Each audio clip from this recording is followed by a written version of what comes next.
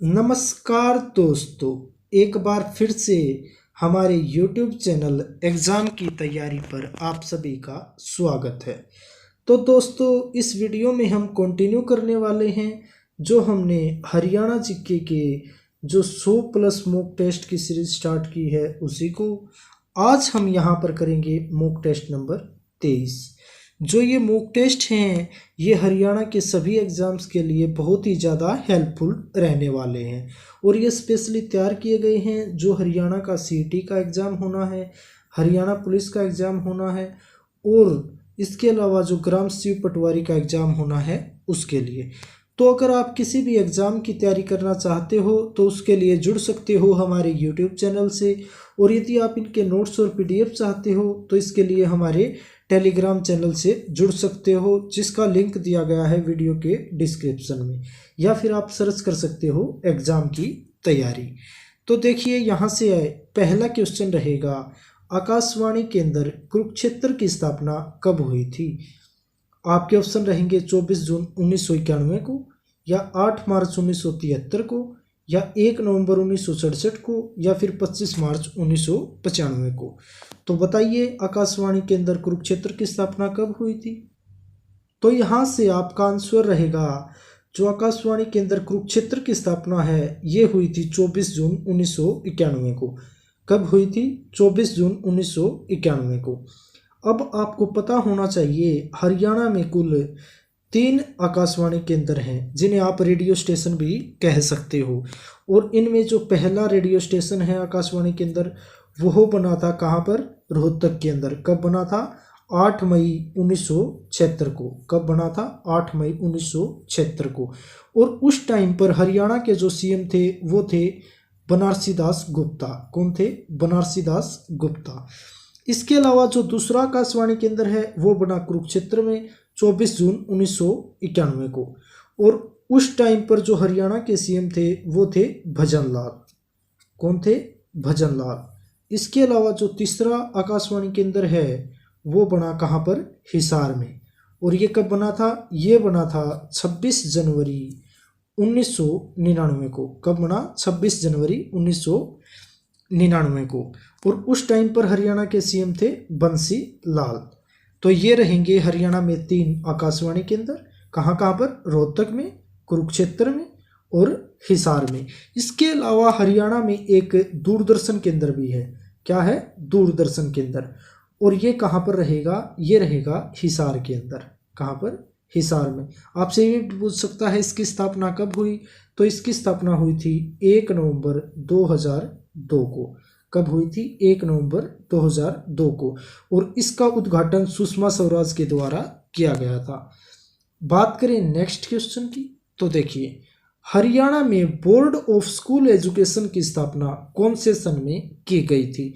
आपके ऑप्शन रहेंगे 1984 में, या 1975 में, या 1969 में, या इनमें से कोई नहीं। तो जो board of school education Haryana है इसकी स्थापना कब की गई थी ये पूछा है। तो इसकी स्थापना हुई थी 1969 में। तो यहाँ से आपका सी ऑप्शन बिल्कुल सही रहेगा। और आपको पता होना चाहिए इसकी स्थापना 1969 में कहाँ पर हुई थी? इसकी स्थापना 1969 में हुई थी चंडीगढ़ में। कहाँ पर हुई थी? चंडीगढ़ में। अब आपसे एक क्वेश्चन और भी पूछ सकता है कि जो अभी हाल फिलहाल आपको पता है जो board of school education Haryana है वो कहाँ पर है? भिवानी में। और 1969 में ये कहाँ पर बना था? चंडीगढ़ में। अब ये क्वेश्चन भी पूछ सकता है कि जो भिवानी के अंदर इसका जो स्थानांतरण है वो कब किया गया? तो ये किया गया था 1981 में। कब किया गया था? 1981 में। आपसे ये भी पूछ सकता है कि जो बोर्ड ऑफ स्कूल एजुकेशन की स्थापना जो भिवानी के अंदर कब की गई? 1981 में। और यदि पूछे चंडीगढ़ में तो ये की गई थी 1969 में। इसके अलावा आपको ये भी पता होना चाहिए जो हरियाणा के पहले शिक्षा मंत्री थे वो कौन थे? हरियाणा के पहले शिक्षा मंत्री थे वो थे चौधरी बंसीलाल। कौन थे? चौधरी बंसीलाल। इसके अलावा यहाँ से आपको ये भी पूछ सकता है कि बताइए हरियाणा के वर्तमान शिक्षा मंत्री कौन है? तो ये रहेंगे कंवरपाल गुर्जर। कौन रहेंगे? कंवरपाल गुर्जर। इसके अलावा आपको ये भी पता होना चाहिए जो हरियाणा का ओपन बोर्ड है उसकी स्थापना कब हुई थी? जो हरियाणा ओपन बोर्ड की स्थापना है ये हुई थी 1994 के अंदर। तो ये फैक्ट्स थे जो board of school education Haryana से रिलेटेड हैं, इनको आपको याद रखना है। 1969 में चंडीगढ़ में स्थापना हुई। 1981 में इसका स्थानांतरण कहाँ पर कर दिया गया? भिवानी में। और जो हरियाणा के पहले शिक्षा मंत्री थे वो थे बंसीलाल, और अभी वर्तमान में कौन हैं? कंवरपाल गुर्जर। नेक्स्ट क्वेश्चन की बात करें तो देखिए, भारत केसरी व हिंद केसरी का खिताब किस खिलाड़ी ने हासिल किया था? आपके ऑप्शन रहेंगे तेजवीर सिंह, मेहर सिंह या मास्टर चंदगीराम या इनमें से कोई नहीं। तो देखिए, जो भारत केसरी और हिंद केसरी का खिताब जीतने वाले खिलाड़ी कौन थे? ये थे मास्टर चंदगीराम। कौन थे? मास्टर चंदगीराम। नेक्स्ट क्वेश्चन की बात करें तो देखिए, भिवानी में कौन से मल्टी इंटेलिजेंस स्कूल की स्थापना की जा रही है? आपके ऑप्शन रहेंगे मॉडल स्कूल या एस राधा कृष्णन स्कूल या कस्तूरबा गांधी विद्यालय या इनमें से कोई नहीं। तो सबसे पहले तो देखिए, आपको पता होना चाहिए, यहाँ से इस क्वेश्चन में से ही आपको क्वेश्चन पूछ सकता है कि बताइए मल्टी इंटेलिजेंस स्कूल की स्थापना है ये कहाँ पर हो रही है? तो ये हो रही है भिवानी में। और इसका नाम क्या है? इसका नाम है एस राधा कृष्णन स्कूल। क्या है? S Radha Krishnan school. तो यहाँ पर आपका बी ऑप्शन बिल्कुल सही रहेगा। जो मल्टी इंटेलिजेंस स्कूल है इसकी स्थापना हो रही है भिवानी में और इसका नाम है S Radha Krishnan school. Next question की बात करें तो देखिए, हर्षवर्धन की तांबे की मुद्रा किस स्थान से प्राप्त हुई थी? आपके ऑप्शन रहेंगे अंबाला से या पानीपत से या फिर सोनीपत से या इनमें से कोई नहीं। तो जो हर्षवर्धन की तांबे की मुद्रा है वो प्राप्त हुई थी सोनीपत जिले से। कहाँ से प्राप्त हुई थी? सोनीपत से। तो यहाँ पर आपका सी ऑप्शन बिल्कुल सही रहेगा। नेक्स्ट क्वेश्चन की बात करें तो देखिए, भीमा देवी मंदिर के अवशेष किस स्थान से मिले हैं? आपके ऑप्शन रहेंगे पिंजौर के पास से या फिर नारनौल से या फिर सूरजकुंड से या इनमें से कोई नहीं। तो जो भीमा देवी मंदिर के अवशेष हैं वो प्राप्त हुए हैं पिंजौर के पास से। कहाँ से प्राप्त हुए हैं? पिंजौर के पास से। नेक्स्ट क्वेश्चन की बात करें जो कि बहुत ही ज़्यादा इंपॉर्टेंट क्वेश्चन है, किस अधिनियम के तहत हरियाणा में शिक्षा के अधिकार को कानून बनाया गया है? आपके ऑप्शन रहेंगे शिक्षा का अधिकार अधिनियम 2008 या फिर शिक्षा का अधिकार अधिनियम 2009 या शिक्षा का अधिकार अधिनियम 2010 या फिर शिक्षा का अधिकार अधिनियम 2011। देखिए, जो शिक्षा का अधिकार है वो सब के लिए एक कानून बना दिया गया है हरियाणा में। तो पूछ रहा है ये किस अधिनियम के अनुसार बनाया गया? तो ये बनाया गया था शिक्षा का अधिकार अधिनियम 2009 के अनुसार। तो यहाँ से आपका बी ऑप्शन बिल्कुल सही रहेगा। कब बनाया गया? 2009 का जो शिक्षा का अधिकार अधिनियम था उसके तहत जो हरियाणा में शिक्षा के अधिकार को कानून बना दिया गया। नेक्स्ट क्वेश्चन की बात करें तो देखिए, हरियाणा सरकार द्वारा राज्य के किस स्थान पर राजीव गांधी एजुकेशनल सिटी की स्थापना की जा रही है? आपके ऑप्शन रहेंगे कुंडली सोनीपत या फिर मानेसर गुरुग्राम या फिर सादोपुर अंबाला या उपरोक्त में से कोई नहीं। तो जो हरियाणा सरकार है उसके द्वारा एक राजीव गांधी एजुकेशनल सिटी की स्थापना की जा रही है। तो पूछ रहा है ये कहाँ की जा रही है? तो यहाँ पर जो आपका आंसर रहेगा वो रहेगा कुंडली सोनीपत। जो कुंडली सोनीपत है उसके अंदर जो राजीव गांधी एजुकेशनल सिटी की स्थापना की जा रही है। तो यहाँ से आपका ए ऑप्शन बिल्कुल सही रहेगा। नेक्स्ट क्वेश्चन की बात करें, विवाह पत्ती पुस्तक किसने लिखी थी? आपके ऑप्शन रहेंगे पंडित विद्याधर शास्त्री ने या जयाराम शास्त्री ने या पंडित माधवाचार्य ने या फिर सीताराम शास्त्री ने। तो जो विवाह पत्ती नामक पुस्तक है ये लिखी गई थी पंडित विद्याधर शास्त्री के द्वारा। किसके द्वारा लिखी गई थी? पंडित विद्याधर शास्त्री के द्वारा। तो यहाँ से आपका ए ऑप्शन बिल्कुल सही रहेगा। नेक्स्ट क्वेश्चन है जो कि बहुत ही ज़्यादा इंपॉर्टेंट क्वेश्चन है, माटी का मोल उपन्यास किसने लिखा? आपके ऑप्शन रहेंगे हेमराज निर्मम ने या अभिमन्यु अनंत ने या फिर जयनारायण कौशिक ने या फिर कृष्ण मदहोश ने। तो जो माटी का मोल उपन्यास है ये लिखा गया था जयनारायण कौशिक के द्वारा। किसके द्वारा लिखा गया था? जयनारायण कौशिक के द्वारा। तो यहाँ से आपका सी ऑप्शन बिल्कुल सही रहेगा। अब इसके अलावा जो माटी का मोल उपन्यास है इसके अलावा जयनारायण कौशिक ने एक और उपन्यास लिखा था जिसका नाम था बूढ़ी सुहागन। क्या नाम था? बूढ़ी सुहागन। ये उपन्यास भी किसके द्वारा लिखा गया था? जयनारायण कौशिक के द्वारा। तो आपको याद रहना चाहिए जो जयनारायण कौशिक के दो उपन्यास बहुत ही ज़्यादा फेमस रहे हैं, माटी का मोल और बूढ़ी सुहागन। इसके अलावा देखिए जो अभिमन्यु अनंत हैं, इन्होंने कौन सा उपन्यास लिखा? तो इन्होंने लिखा था लाल पसीना। कौन सा लिखा था? लाल पसीना। इसके अलावा जो कृष्ण मदहोश हैं, इनके द्वारा कौन सा लिखा गया था? इनके द्वारा लिखा गया था अंधा सफर। कौन सा लिखा गया था? अंधा सफर।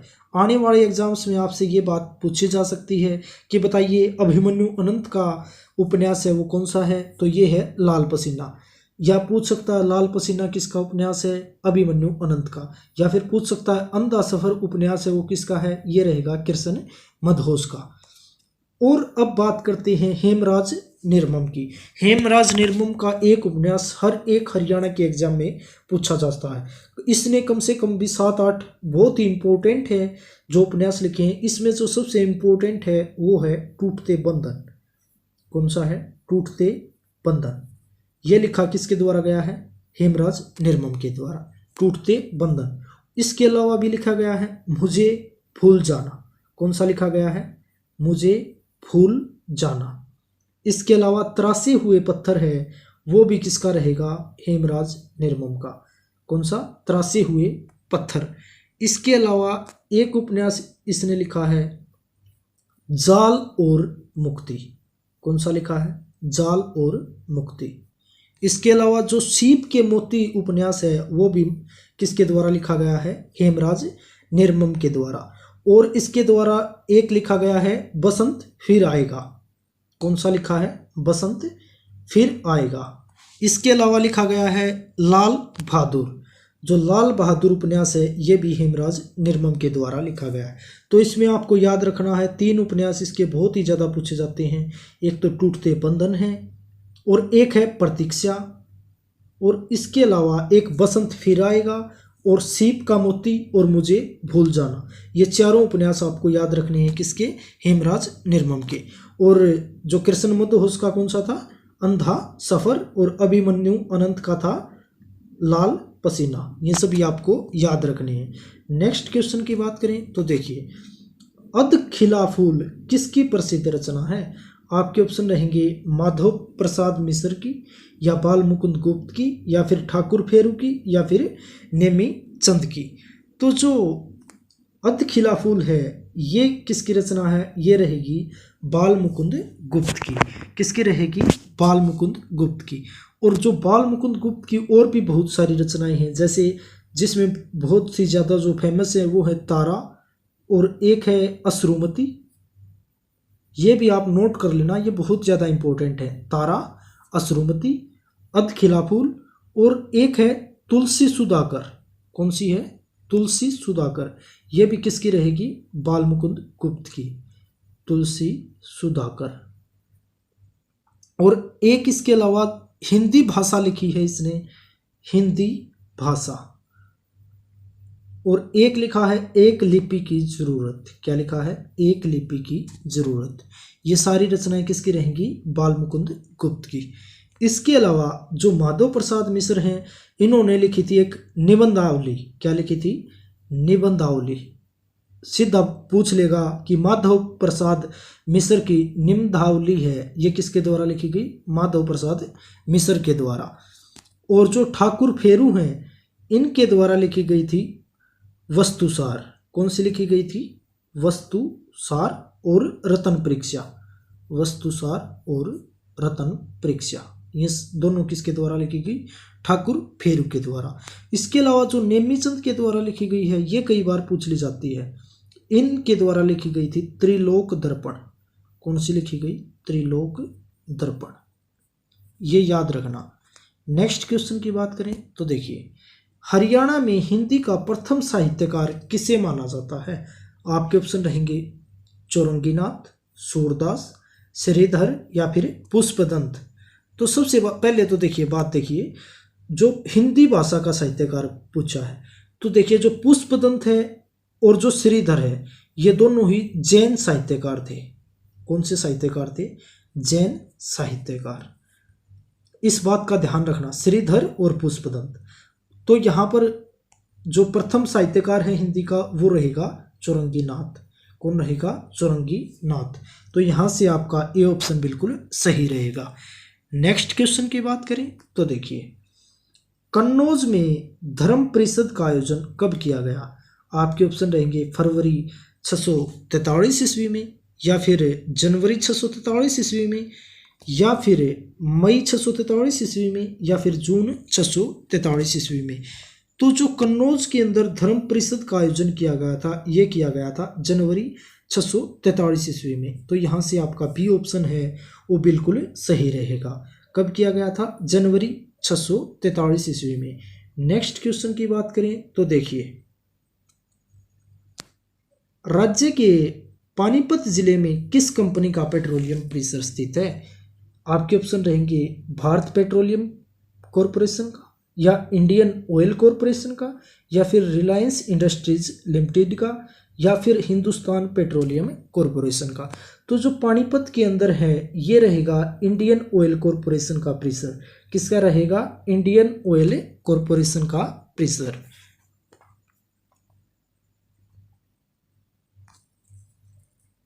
नेक्स्ट क्वेश्चन की बात करें, राज्य के किस जिले में मध्य श्रेणी का मैग्नेसाइट लौह अयस्क पाया जाता है? आपके ऑप्शन रहेंगे भिवानी में, रोहतक में, महेंद्रगढ़ में, या फिर पंचकुला में। तो देखिए क्या पूछा है, मध्यम श्रेणी का मैग्नेसाइट लौह अयस्क। तो ये पाया जाता है महेंद्रगढ़ में। कहाँ पर पाया जाता है? महेंद्रगढ़ में। यहाँ से आपका सी ऑप्शन बिल्कुल सही रहेगा। इसके अलावा एक बात और ध्यान रखनी है, जो भिवानी के अंदर है वो एक निम्न श्रेणी का मैग्नेसाइट लौह अयस्क पाया जाता है। किस श्रेणी का लौह अयस्क पाया जाता है? निम्न श्रेणी का। तो मध्यम श्रेणी का हो गया आपका महेंद्रगढ़ में। और महेंद्रगढ़ में हरियाणा में सबसे ज़्यादा खनिज कहाँ पर पाए जाते हैं? महेंद्रगढ़ के अंदर। इसलिए महेंद्रगढ़ को क्या बोला जाता है? खनिज नगरी। क्या बोला जाता है? खनिज नगरी। नेक्स्ट क्वेश्चन की बात करें तो देखिए, हिसार व करनाल में कौन सा प्रमुख खनिज पाया जाता है? आपके ऑप्शन रहेंगे सोरा, चूना, बजरी, या फिर कच्चा लोहा। तो जो हिसार व करनाल में सबसे ज़्यादा प्रमुख खनिज पाया जाता है वो पाया जाता है सोरा। क्या पाया जाता है? सोरा। तो यहाँ से आपका ये ऑप्शन है वो बिल्कुल सही रहेगा। इसके अलावा आपको पता होना चाहिए जो चूना है वो कहाँ पर पाया जाता है? चूना पाया जाता है रोहतक के अंदर। कहाँ पर पाया जाता है? रोहतक के अंदर। और जो बजरी पाई जाती है ये पाई जाती है फरीदाबाद के अंदर। कहाँ पर? फरीदाबाद के अंदर। इसके अलावा आपसे ये भी पूछ सकता है कि जो कच्चा लोहा है ये कहाँ पर पाया जाता है? ये पाया जाता है हरियाणा की जो खनिज नगरी है महेंद्रगढ़, उसमें पाया जाता है कच्चा लोहा। और हिसार व करनाल में पाया जाता है सोरा। नेक्स्ट क्वेश्चन की बात करें तो देखिए, यमुनानगर की टिम्बर मार्केट वर्ष 1947 से पूर्व किस नाम से प्रसिद्ध थी? आपके ऑप्शन रहेंगे अब्दुल्लापुर मंडी, या फिर सादापुर मंडी, या यमुनानगर मंडी, या फिर यमुनापुर मंडी।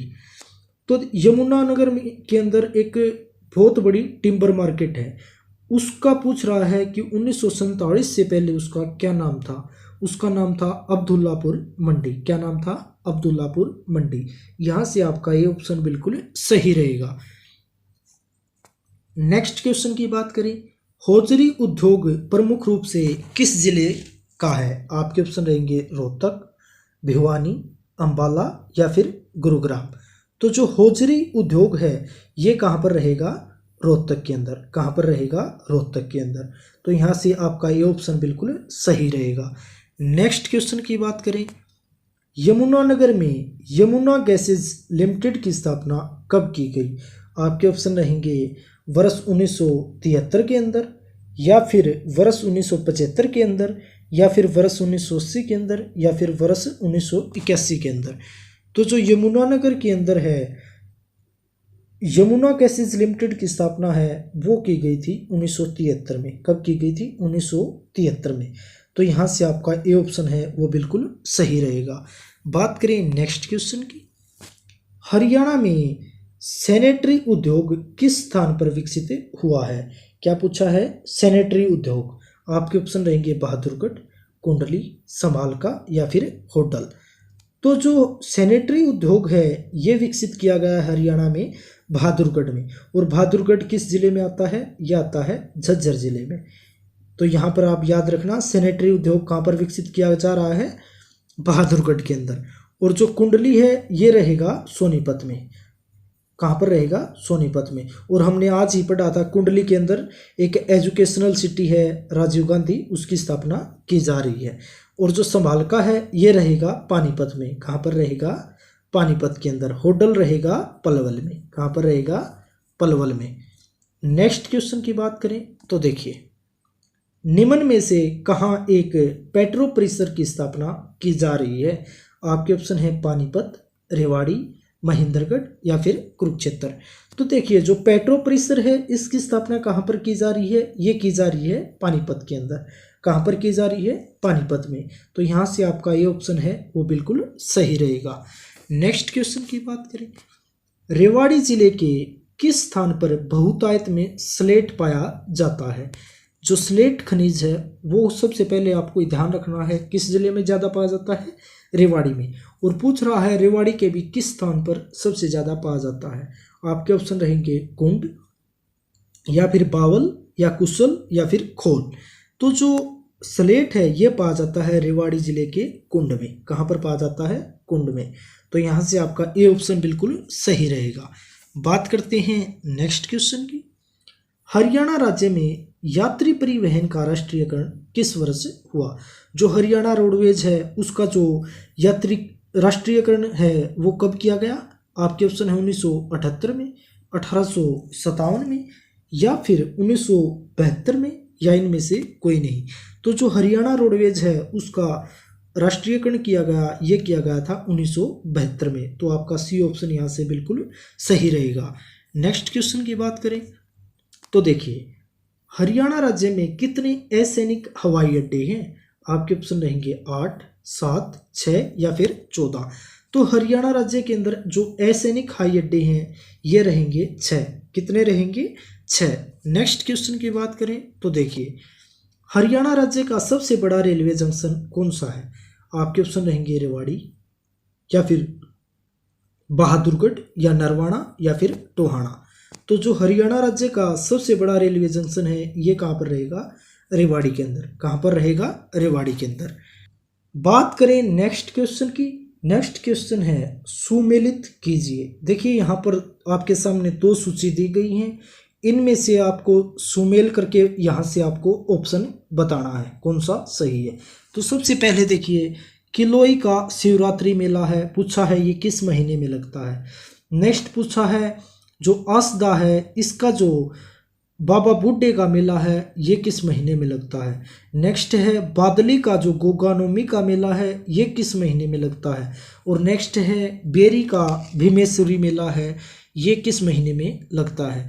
तो देखिए यहाँ पर हम डायरेक्ट देखेंगे, जो किलोई का शिवरात्रि मेला है, किलोई कहाँ पर रहेगा? रोहतक जिले में। किस जिले में रहेगा? रोहतक में। तो पूछ रहा है कि किलोई का शिवरात्रि मेला है वो किस महीने में लगता है। तो ये लगता है फरवरी मार्च महीने में। किस महीने में लगता है? फरवरी मार्च महीने में लगता है। नेक्स्ट है आसदा का बाबा बुड्ढे का मेला है, ये कहाँ पर, ये किस महीने में लगता है। तो आसदा आपको पता होना चाहिए किस डिस्ट्रिक्ट में रहेगा, ये रहेगा झज्जर जिले में। अब पूछ रहा है ये किस महीने में लगता है। तो जो आसदा का बाबा बुड्ढे का मेला है ये लगता है सितंबर अक्टूबर में।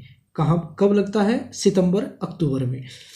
नेक्स्ट बात करें, बादली का गोगानोमी का मेला है ये किस महीने का में लगता है। तो जो बादली है ये भी कहाँ पर रहेगा?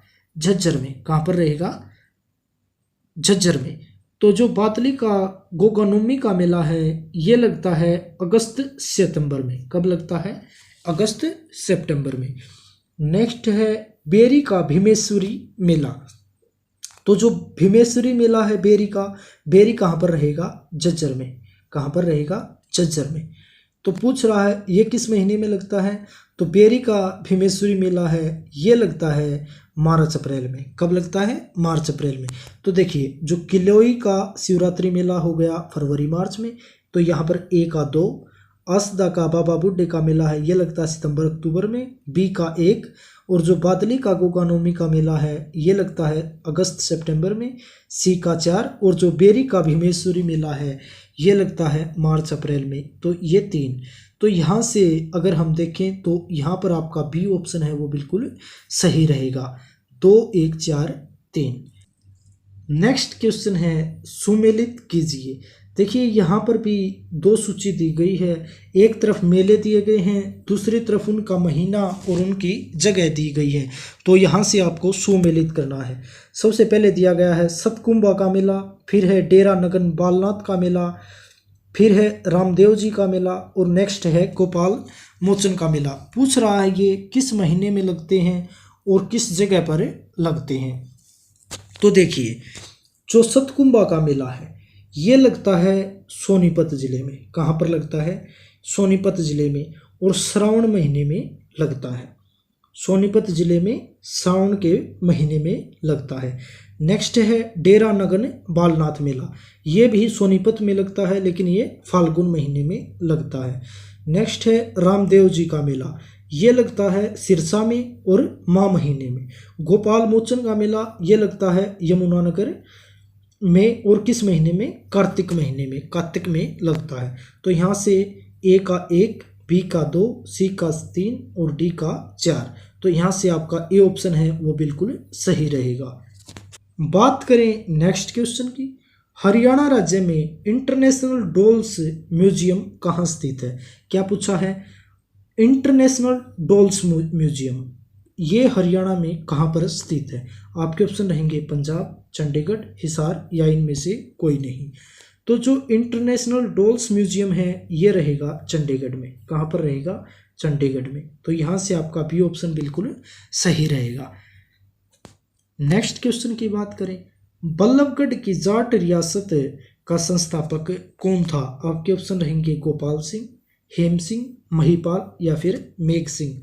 तो जो बल्लभगढ़ की जाट रियासत थी इसके जो संस्थापक थे वो कौन थे? वो थे गोपाल सिंह। कौन थे? गोपाल सिंह। तो यहाँ से आपका ए ऑप्शन बिल्कुल सही रहेगा। नेक्स्ट क्वेश्चन की बात करें, 3 मंजिली लाल मस्जिद कहाँ पर स्थित है? आपके ऑप्शन रहेंगे कैथल में, पानीपत में, रोहतक में या फिर सोनीपत में। तो जो 3 मंजिली लाल मस्जिद है ये स्थित रहेगी रोहतक में। कहाँ पर स्थित रहेगी? रोहतक में। तो यहाँ से आपका सी ऑप्शन बिल्कुल सही रहेगा। और जो इसका निर्माण है वो किया गया 1939 में। कब किया गया? 1939 में। और एक लाल मस्जिद स्थित रहेगी रेवाड़ी में, और उसका जो निर्माण किया गया था वो 1530 के लगभग किया गया था। एक्यूरेट डेट नहीं है बट 1530 के लगभग मुगल शासनकाल में उसका निर्माण किया गया था। कहाँ पर रहेगी वो? रेवाड़ी में। लेकिन जो 3 मंजिली लाल मस्जिद इमारत यदि पूछे तो ये रहेगी रोहतक में। और इसके अलावा रोहतक में 2 मस्जिद और भी हैं, एक है दिन्नी मस्जिद। कौन सी मस्जिद? दिन्नी मस्जिद। और एक रहेगी शीशे वाली मस्जिद। कौन सी मस्जिद रहेगी? शीशे वाली मस्जिद। इसके अलावा आपको पता होना चाहिए पानीपत के अंदर कौन सी मस्जिद है? तो पानीपत में है काबुली बाग मस्जिद। कौन सी मस्जिद है? काबुली बाग मस्जिद। और इसके अलावा यहाँ पर दरगाह भी हैं, एक जैसे हाली की दरगाह है। किसकी दरगाह है? हाली की दरगाह। जिंदा पीर की दरगाह पर रहेगी पानीपत में। इसके अलावा जो सोनीपत के अंदर है एक बहुत ही फेमस दरगाह है जिसका नाम है मामा भांजा दरगाह। कौन सी दरगाह? मामा भांजा दरगाह। और इसके अलावा जो कैथल के अंदर है यहाँ पर रहेगी बाबा शाह कमाल है जो उनकी मज़ार रहेगी। किसकी मज़ार रहेगी? बाबा शाह कमाल की मज़ार। कहाँ पर? कैथल में। और जो लाल मस्जिद है 3 मंजिली ये रहेगी रोहतक में। इसके अलावा दिन्नी मस्जिद और शीशेवाड़ी मस्जिद भी कहाँ पर रहेंगी? रोहतक में। तो ये था आज का मॉक टेस्ट। तो अगर आपको मॉक टेस्ट पसंद आया है तो आप वीडियो को लाइक कर सकते हो, ज़्यादा से ज़्यादा वीडियो को शेयर कर सकते हो। और जो ये हरियाणा के मॉक टेस्ट हैं ये आने वाली हरियाणा के सभी एग्ज़ाम्स के लिए बहुत ही ज़्यादा हेल्पफुल रहने वाले हैं। तो अगर आप किसी भी एग्ज़ाम की तैयारी कर रहे हैं तो आप हमारे यूट्यूब चैनल एग्ज़ाम की तैयारी के साथ जुड़ सकते हैं। और यदि आप इनके नोट्स और PDF चाहते हो तो उसके लिए आप जुड़ सकते हो हमारे टेलीग्राम चैनल से, जिसका लिंक दिया गया है वीडियो के डिस्क्रिप्शन में। तो आप अच्छे से पढ़ते रहिए, मेहनत करते रहिए, स्वस्थ रहिए, मस्त रहिए। Okay, thank you.